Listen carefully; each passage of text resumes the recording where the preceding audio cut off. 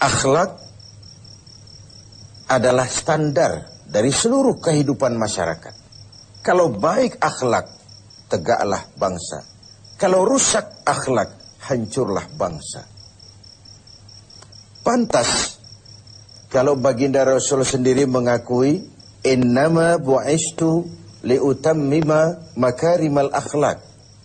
Aku diutus Allah ke alam ini hanya untuk satu tugas saja, yaitu memperbaiki akhlak manusia. Akhlak manusia kepada siapa? Inilah akhlak itu. Totalitas kehidupan manusia cermin dari akhlak. Akhlak manusia kepada Allah, kepada Sang Pencipta. Manusia harus berakhlak kepada Tuhan. Yang kedua, akhlak manusia kepada sesama manusia. Dan yang ketiga, akhlak manusia kepada makhluk Tuhan lainnya di luar manusia. Flora, fauna, dan sebagainya. Satu tugas tapi mencakup 3 dimensi paling pokok dari kehidupan manusia. Atau 3 dimensi pokok kehidupan manusia tercakup dalam satu tugas. Dan tidak bisa ini berjalan secara tidak seimbang. Berakhlak kepada Tuhan tapi tidak berakhlak kepada sesama manusia. Berakhlak kepada sesama manusia tapi tidak berakhlak kepada flora, fauna, kepada ekosistem, kepada lingkungan hidup. Pengabaian terhadap sesuatu akan menimbulkan akibat bagi yang lain. Apa yang kita alami sekarang ini? Terjadi perubahan alam karena ulah manusia sendiri. Akibat kita tidak menjaga akhlak kepada lingkungan di mana kita hidup. Sebuah contoh sederhana, Rasul mengajarkan, man jama'a malan bighairi haqqin sallatahu Allahu bil ma'i wattin. Barang siapa yang mengumpulkan harta dengan cara yang tidak benar, Allah akan membalasnya dengan air dan tanah. Apa artinya ini? Banjir dan longsor. Akibat apa? Akibat ulah manusia. Zaharul fasadu fil barri wal bahri. Bertebaran kerusakan di darat dan di laut. Bima kasabat aydin nas. Akibat ulah. Akibat tingkah laku. Akibat perbuatan manusia itu sendiri. Pertama, kita harus berakhlak kepada Allah. Berakhlak kepada Allah caranya 2. Jangan menyekutukannya dengan sesuatu. Yang kedua, jangan menyembah kecuali hanya dan untuk Dia. Yang kedua, akhlak kepada sesama manusia. Bahkan baginda Rasul menjadikan akhlak ini sebagai kapital, sebagai modal utama dalam perjuangannya membangun masyarakat manusia, dalam perjuangannya melaksanakan tugas-tugas dakwah. Dengan akhlak, dengan pendekatan yang human interest, berdasarkan kepentingan kemanusiaan itu sendiri. Mau sukses di masyarakat, utamakan nilai-nilai akhlak. Lalu yang ketiga, akhlak kepada makhluk Allah lainnya di luar manusia. Rasulullah sebagai teladan buat kita semua, dipuji oleh Allah akhlaknya ini, wa innaka la'ala khuluqin azim. Engkau hai Muhammad benar-benar berada di atas budi pekerti yang luhur dan terpuji. Allah saja memuji, apalah artinya pujian kita? Akhlaknya dikagumi teman, bahkan lawan sekalipun. Inilah Ramadan, tempat kita mengasah hati untuk menumbuhkan akhlak-akhlak yang terpuji. Orang-orang sufi memberikan 3 sistem untuk pengembangan akhlak ini. Pertama yang mereka sebut sebagai takhalli. Yang kedua tahalli. Dan yang ketiga tajalli. Takhalli mengosongkan diri dari sifat-sifat yang tercela. Dengan puasa ini, singkirkan sombongnya, campakkan kikirnya, hilangkan angkuhnya, hapus iri hati dan dengkinya. Takhalli, kosongkan diri, kosongkan diri.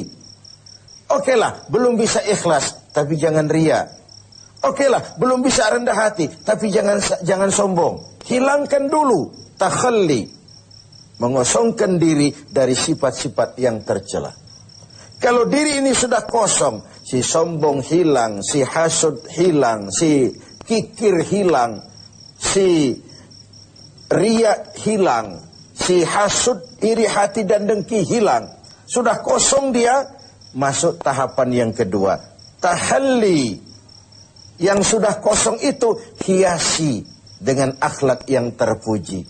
Ketika sombongnya hilang, dicampakkan, masuklah si rendah hati, mengisi posisi si sombong. Ketika kikirnya dibuang, masuklah si pemurah, si dermawan, mengisi posisi si kikir itu tadi. Ketika si hasud, si iri hati, si dengki dicampakkan, dibuang jauh-jauh, dan tempat itu kosong, masuklah si ikhlas, mengisi posisinya. Setelah dikosongkan, diisi dengan hal-hal yang terpuji. Buah dari itu nanti akan lahirlah tajalli, nampak kebesaran Allah Subhanahu wa ta'ala. Bahkan Allah tampakkan juga kebesarannya kepada orang-orang yang seperti itu. Jadi ada proses takhalli, ada proses tahalli, dan ada buah yang disebut dengan tajalli. Sebagai sebuah perbandingan saja, saya ingin mengutip tentang sekelumit tentang akhlak Nabi. Tidak kepada temannya, tapi kepada lawannya, kepada musuhnya. Satu siang selesai sholat zuhur, beliau tidur di dekat masjid di Madinah dengan di atas pelepah daun kurma. Datang orang kafir yang memang sudah lama mengintai kapan Muhammad bersendirian. Dihampirinya Muhammad, dicabutnya pedangnya. Muhammad, kau kemarin bertingkah karena banyak temanmu, sekarang kau sendiri. Kalau saya tebas batang lehermu, siapa yang akan menolong kau? Dengan tenang dan tegar Nabi menjawab, Allah yang akan menolong saya. Mendengar kalimat Allah, si kafir yang bernama Da'sur itu gemetar, keringat dingin bercucuran sebesar-besar biji jagung. Tangannya basah, licin, pedang jatuh ke tanah. Pedang yang jatuh itu diambil oleh baginda Rasul, dibalikkan ke leher Da'sur. Da'sur, kalau sekarang aku yang tebas batang lehermu, siapa yang akan menolongmu? Tidak ada ya Rasul, kecuali kalau kau mau memaafkan saya. Baginda Rasul senyum, ambillah pedangmu, pulang kau, jangan ulangi-ulangi perbuatanmu. Begitu mudah beliau memaafkan orang yang nyata-nyata ingin menghabisi jiwanya. Inilah akhlak itu. Saya ingin berkata sebenarnya, kalau kita baik kepada orang yang memang baik dengan kita, itu normal. Kalau kita baik kepada orang yang memang baik dengan kita, itu harusnya. Itu belum nilai tambah namanya. Nilai tambah adalah apa yang diajarkan Nabi. Silman koto'at, wa'ati man haramat, wa'fu amman solamak. Bersilaturahmilah kau kepada orang yang marah denganmu. Berikan orang yang pelit kepadamu, dan maafkan orang yang berlaku zalim terhadap dirimu. Memaafkan lebih berat daripada meminta maaf. Tapi memberi maaf lebih mulia daripada meminta maaf. Namun itu semua cerminan dari akhlak yang baik pada pribadi seseorang. Jadi dalam berakhlak pun kita berupaya mencari nilai tambahnya. Nilai tambah itu seperti contoh yang diajarkan Nabi. Orang marah, kita bersilaturahmi ke sana. Orang pelit, kita berlaku baik kepadanya. Orang zalimi kita maafkan. Itu nilai tambah dan itulah akhlak itu. Hendaknya ibadah puasa kita menumbuhkan akhlak-akhlak yang terpuji dan mengikis semua akhlak-akhlak yang tercela. Sehingga dengan demikian kita akan mencapai tajalli, nampak kekuasaan Allah Subhanahu wa ta'ala di dalam kehidupan kita. Sungguh suatu bangsa akan tegak dan jaya selama masih punya nilai akhlak. Kalau hancur akhlak, runtuhlah